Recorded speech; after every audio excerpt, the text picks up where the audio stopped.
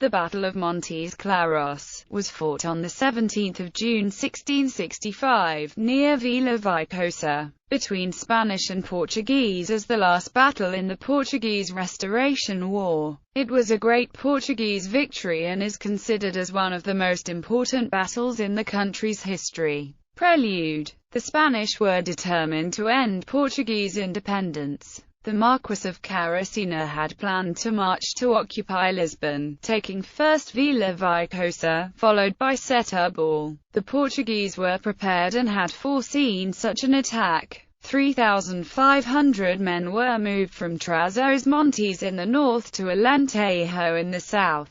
A further 7,800 men came from Lisbon, under command of Antonio Luis de Meneses, who had beaten the Spanish in the Battle of the Lines of Elvas. 6 years earlier, Caracena's army moved into Portugal. He first took Borba without resistance, after that had been abandoned by the Portuguese. He then moved to Vila Viçosa, that was well defended and offered a stiff resistance to the attackers. Meanwhile, the main body of the Portuguese army had set itself in motion towards the besieged city, but it stopped in Montes Claros, halfway between Vila Viçosa and Estamos. Caracena, informed of the approach of the Portuguese army, gave immediate orders to march towards the enemy. Battle: the Spanish cavalry attacked in great numbers, and opened breaches in the Portuguese infantry lines. Then they were met by hails of artillery fire and had to withdraw. A second Spanish cavalry attack again caused many casualties in the Portuguese infantry lines,